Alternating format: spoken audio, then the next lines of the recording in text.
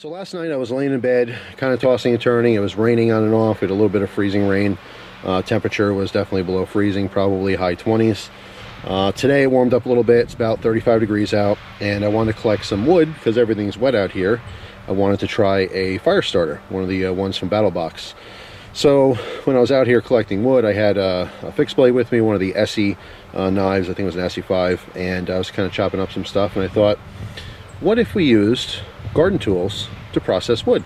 So I grabbed some pruning shears here, all right, for some of the bigger stuff, and I grabbed some pruning clippers, all right, for some of the small stuff.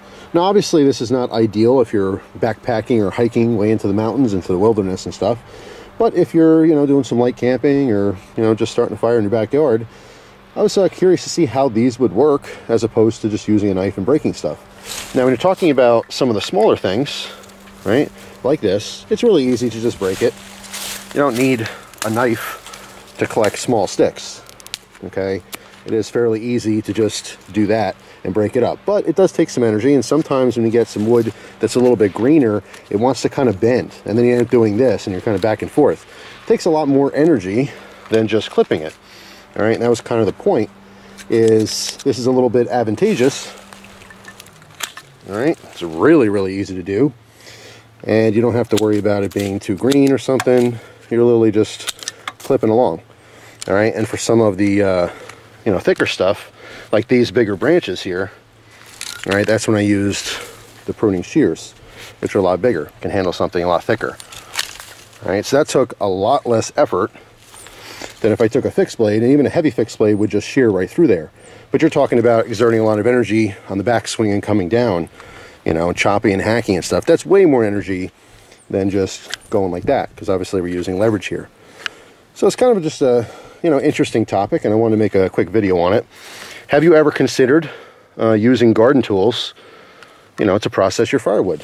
Now obviously once you get to a certain thickness, that's when you're going to want, you know, a saw or a hatchet or an axe or something like that. But for the small stuff, just to get, you know, a fire started, I think this is really great. So it's just an idea I'm throwing out there. Curious if anyone's ever used it before. Some people might have been doing it for years. Some people might have never thought of this.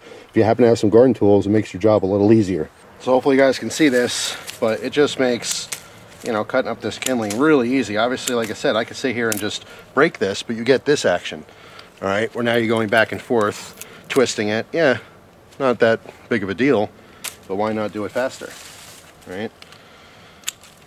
So it's literally just wood's scissors, if you will.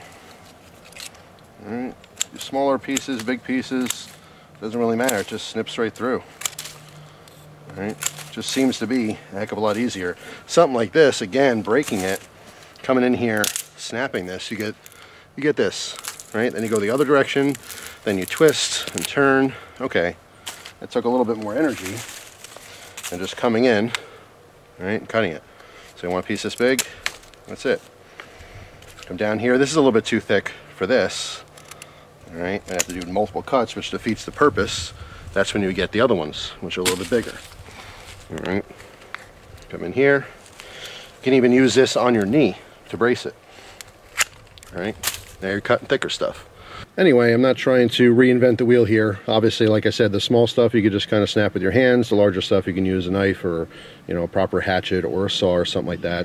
This is just an idea, something outside the box that seems to work really well for smaller cutting. Anyway, let me know what you guys think down in the comment section. Hope you have a great day, and I'll see you tomorrow with a brand new video. Take care.